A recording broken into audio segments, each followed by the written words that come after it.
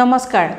peanut butter আজিকালি এবিধ খুব জনপ্ৰিয় খাদ্য হৈ গৈছে কিন্তু এই পিনাট বাটাৰটো যেটো মাৰ্কেটত এভেইলেবল থাকে আমাৰ কাৰণে সঁচাকৈ উপকাৰী হয় নে হানিকাৰকো হ'ব পাৰে মই ডায়েটিচিয়ান চায়নিকা শৰ্মা আজি তাৰ ওপৰত কম বহুত মানুহে বিশেষকৈ যিসকলে জিমত যায় আজিকালি তেওঁলোকক কোৱা হয় যে পিনাট বাটাৰ খাই যাব শক্তি পাব এনাৰ্জি পাব এক্সাৰসাইজ কৰিব কাৰণে বা বডি বিল্ডিং বা ওয়েট লছৰ কাৰণে আপোনালোকৰ হেল্প হ'ব আৰু বহুতো স্পৰ্টছ খেলা ল'ৰা ছোৱালী মাতৃপিতৃসকলে তেওঁলোকৰ স্পৰ্টছৰ পাৰফৰ্মেন্স বঢ়াবৰ কাৰণে পিনাট বাটাৰটো এটা শৰ্টকাট উপায় দেখি পেলাই বা হেলদি বুলি ভাবি পেলাই খাবলৈ দিয়া ষ্টাৰ্ট কৰি দিছে বা এনেও যেহেতু আজিকালি সকলো দোকানত সকলো ডিপাৰ্টমেণ্টেল ষ্টৰত কাউণ্টাৰত দেখেই পিনাট বাটাৰ থকাটো বহুতে আজিকালি পিনাট বাটাৰ এনে ঘৰত লৈ আনে ব্ৰেডৰ লগত খায় বা ৰুটিৰ লগত খায় বা এনেও খাই ভাল পায় কিন্তু এই পিনাট বাটাৰটো আচলতে কি হয় আৰু কেনেকৈ বনায় মাৰ্কেটৰ যিবোৰ দামী দামী ব্ৰেণ্ড থাকে তেওঁলোকে কি কৰে হেতুটো মই কৈয়ে দিম কিন্তু পিনাট বাটাৰটো আচলতে কি হয় মই হেতু মই বুজাই দি আছো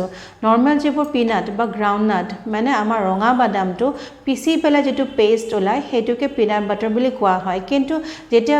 ৰঙা বাদামটো পিছে বা গ্ৰাউণ্ডনাটটো যেতিয়া পিছে পেষ্ট বনায় তেতিয়া গ্ৰাউণ্ডনাট বা বাদামত থকা যেটো তেল হয় হেতু সেপাৰেট হৈ যায় হেতু বেলেগ হৈ যায় আৰু দেখিবলৈ ভাল নেদেখি আৰু টেক্সচাৰটো স্মুথ নহয় তেতিয়াতো আপোনালোকে নিকিনিব দেখিলে বহুতে ঘিন কৰিব সেই কাৰণে মাৰ্কেটত যিবোৰ দামী আৰু নামী ব্ৰেণ্ড থাকে তেওঁলোকে পিনাট বাটাৰৰ যেটো পেষ্ট বনায় সেই পেষ্টটো টেষ্টি কৰিবৰ কাৰণে চেনিটো ইউজ কৰে কিন্তু লগতে তাৰে যাতে টেক্সচাৰটো স্মুথ হয় দেখিবলৈ যাতে খুব মিহি হয় তাত এক্সট্ৰা কিছুমান তেল ইউজ কৰে বিশেষকৈ ৰিফাইন তেল ইউজ কৰে যেতিয়া আপোনালোকে লেবেলবোৰ পঢ়ি চাব যিমানে ডাঙৰ ব্ৰেণ্ডৰ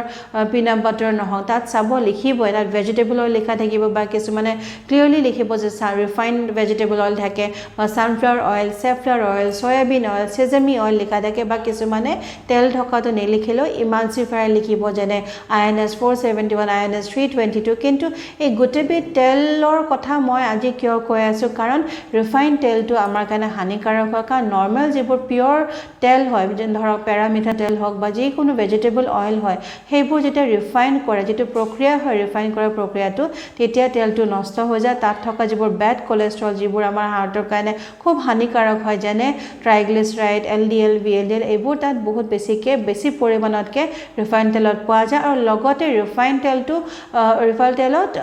ওমেগা 6 পোৱা যায় ওমেগা 3 আপোনালোকে জানে যে হাৰ্টৰ কাৰণে হেলদি হয় কিন্তু ওমেগা 6 টো প্ৰ ইনফ্লেমেটৰী তাৰ মানে আমাৰ শৰীৰত যিবোৰ প্ৰবলেম আগৰ পৰা হৈ আছে যদি ধৰক আপোনালোকৰ হাৰ্ট ৰিলেটেড যদি ইনফ্লেমেশন হৈ আছে আৰ্টাৰিজৰ প্ৰবলেম হৈ আছে বা যদি ফ্যামিলি হিষ্ট্ৰি অলৰেডি আছে হাৰ্টৰ আপোনাৰ সেই প্ৰবলেমটো বেছিকৈ বঢ়াই দিব বা যদি আগৰ পৰা বিষ হৈ আছে গাঁঠিৰ বিষ আছে আঁঠুৰ বিষ ভৰি বিষ এনেকুৱা ধৰণৰ বিষ হৈ আছে সেই বিষবোৰ বঢ়াই দিব বা যদি যিবোৰ স্পৰ্টছ খেলা ল'ৰা ছোৱালীৰ ইনজুৰি হয় দুখ পায় তেওঁলোকৰ যেটো ৰিকভাৰি ভাল পোৱা যেটো প্ৰসেস হয় যদি পিনাট বাটাৰটো খাই থাকে তাত থকা যেটো ওমেগা 6 হয় তেওঁলোকৰ ভাল পোৱা যেটো প্ৰসেস হয় হেতু আৰু বেছি হে ডিলে কৰি দিব ভাল পাওঁতে বেছি টাইম হে লাগিব আৰু লগতে ডায়াবেটিছৰ কাৰণে সুগাৰটো বাৰু প্ৰবলেম কৰিব কিন্তু লগতে যেহেতু ওমেগা 6 থাকে ৰিফাইন্ড অইল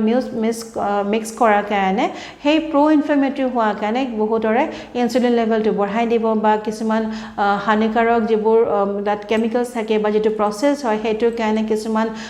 কেন্সাৰৰ মানুহৰ হ'ব পাৰে বা যাৰ ইমিউনিটি লো থাকে সেই ইমিউনিটিটো আৰু বেছিকৈ সাপ্ৰেছ কৰি দিব পাৰে তাৰ মানে যিবোৰ প্ৰ ইনফ্লেমেটৰী এফেক্ট আছে পিনাট বাটাৰৰ যিবোৰ তেল ইউজ কৰে ৰিফাইন তেল যেটো ইউজ কৰে আপোনাৰ আগৰ পৰা যদি কিছুমান প্ৰবলেম হৈ আছে সেইবোৰ বেছিকৈ বঢ়াই দিব সেই কাৰণে মাৰ্কেটৰ যিকোনো ব্ৰ্যান্ড কিনাৰ আগতে লেবেলত ভালকৈ পঢ়ি চাব যে তাত পিনাট বাটাৰত কি লিখা আছে যদি চেনি লিখা আছে হেতু আপোনাৰ অপচনেল যদি